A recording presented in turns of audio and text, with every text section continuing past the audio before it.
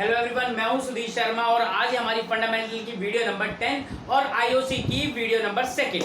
But कोशिश तो ये करेंगे कि आज सेकंड पार्ट में पूरा आईओसी का जो भी कॉन्सेप्ट है वो हम खत्म कर लें।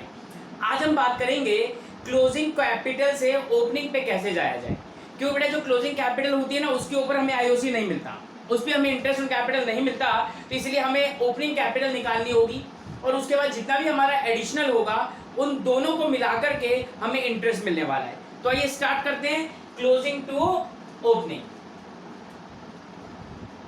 क्लोजिंग कैपिटल से हम जाएंगे ओपनिंग कैपिटल। देखिए बेटा, इसका सिंपल सा एक एग्जांपल मैं देता हूं, यहां पे आपको एक कॉन्सेप्ट समझते हैं, फिर कुछ क्वेश्चन करते हैं।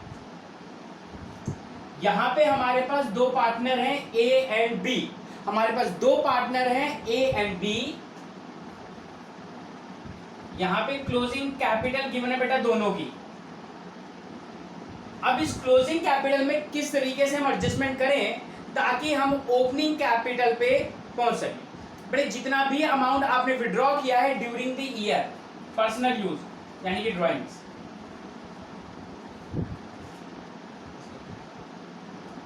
उसके बाद बेटा अगर क्वेश्चन में लिखा है, अगर क्वेश्चन में लिखा हुआ है कि आईओडी ऑलरेडी एडजस्टेड है, यानी कि इंटरेस्ट ऑन ड्राइंग भी कैपिटल में ऑलरेडी एडजस्टेड है, तो वहां पे बेटा आप उसको भी ऐड कर दीजिए।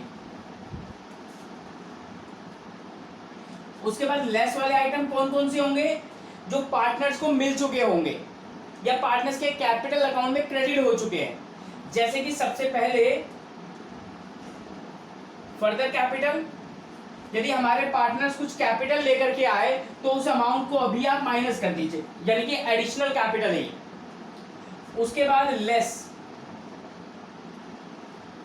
यदि पार्टनर को सैलरी या कमीशन ऑलरेडी क्रेडिटेड, क्वेश्चन में लिखा हुआ है salary commission remuneration already credited in the capital account, तो आप उसको भी यहां से माइनस कर दीजिए।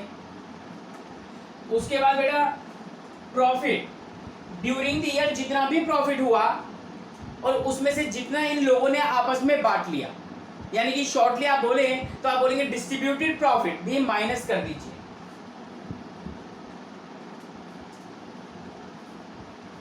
डिस्ट्रीब्यूटेड प्रॉफिट को भी आप माइनस कर दीजिए और यहां से अब हमें मिलने वाली है ओपनिंग कैपिटल और उस कैपिटल के ऊपर आप लगाएंगे आईओसी यानी कि इंटरेस्ट ऑन कैपिटल। एग्जांपल ले लें,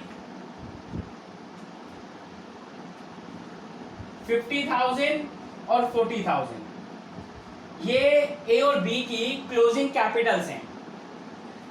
इसने 5,000 विड्रॉ किया और इसने 4,000 विड्रॉ किया। आईओडी छोड़ दीजिए, कोई बात नहीं है।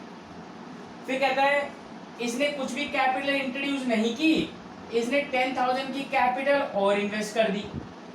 लेकिन बेटा एक बात याद रखना, ये कैपिटल जो न्यू यानी कि फर्दर जो कैपिटल आई है वो कब है? मैंने बोला 1 अक्टूबर को है, ठीक है जी। सैलरी वगैरह कुछ भी नहीं है। कहता है कि हमारी फर्म को 4,000 रुपीज का प्रॉफिट हुआ जो कि पार्टनर्स ने बांट लिया। रेशो गिवन नहीं है तो इक्वल कर देते हैं।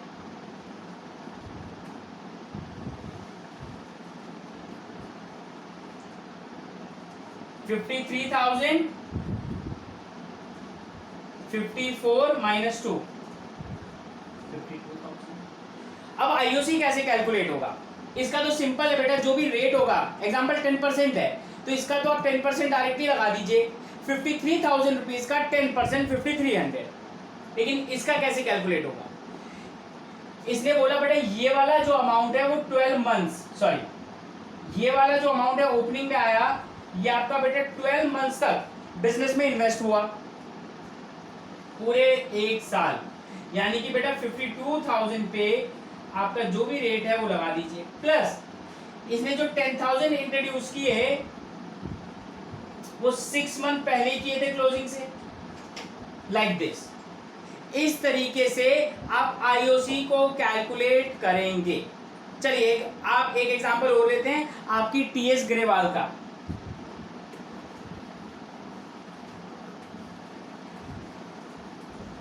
बेटे पहली बात, क्लोजिंग कैपिटल का पता कैसे लगेगा? यदि आपको बैलेंस शीट गिवन है और उसमें कैपिटल गिवन है, या फिर बोला हुआ है जो कैपिटल गिवन है वो आफ्टर ऑल द एडजस्टमेंट्स है, या फिर closing at the end of the year, right. अभी जो मेरे पास एक क्वेश्चन है उसमें आपको बैलेंस शीट दी गई है, बैलेंस शीट के अंदर कैपिटल गिवन है, तो बेटा मैं इसको देखते ही समझ गया कि ये वो कैपिटल है जो क्लोजिंग है। कहता है कैपिटल एक्स और वाई, एक्स और वाई की कैपिटल गिवन है हमारे पास 50,000 और 40,000।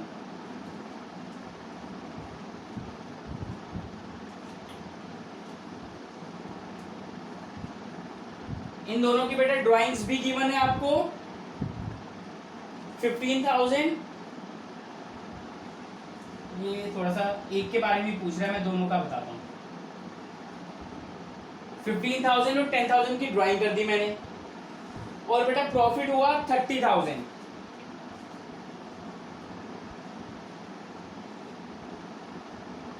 आईओसी दे रखा है @8% per annum.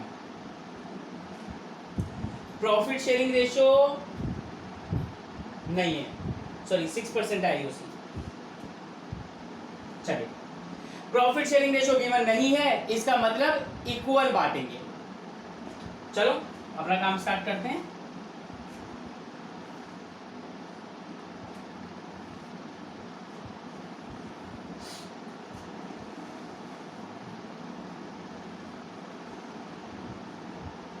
Closing capital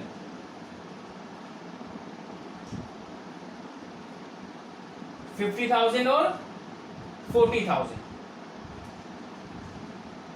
add drawings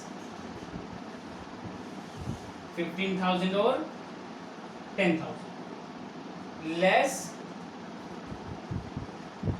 profit. Profit हुआ बेटा कितने का? 30,000 रुपीज का। इक्वली बांट देते हैं।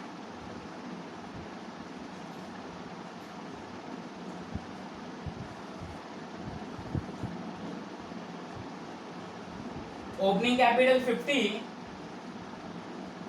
35, 6%, 6%। आपका आंसर आपके सामने। यहां पे इस क्वेश्चन में कुछ खास एडजस्टमेंट्स नहीं थी। अब इसी क्वेश्चन को मैं थोड़ा सा चेंज कर देता हूं।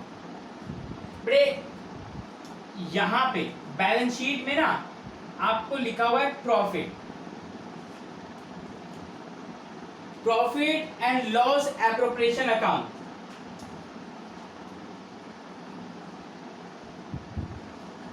इसका क्या मतलब है? इसका मतलब है कि हमारी फर्म को 30,000 का प्रॉफिट हुआ था, लेकिन उस 30,000 के प्रॉफिट में से 20,000 ऑलरेडी बैलेंस शीट में है।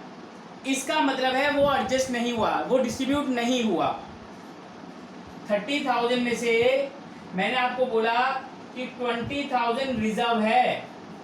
बैलेंस शीट में जो आपको अमाउंट नजर आ रहा है वो यानी कि रिजर्व है, अभी तक डिस्ट्रीब्यूट नहीं हुआ। जब 30 में से 20 डिस्ट्रीब्यूट नहीं हुआ तो कितना डिस्ट्रीब्यूट हुआ? 10,000। वापस से जाइए, फॉर्मेट के अकॉर्डिंग क्या था? डिस्ट्रीब्यूटेड प्रॉफिट, और यहां पे कहता है डिस्ट्रीब्यूटेड प्रॉफिट कितना है? 10,000 रुपीज। यानी कि दोनों में से 5,000 को आप माइनस कर दीजिए।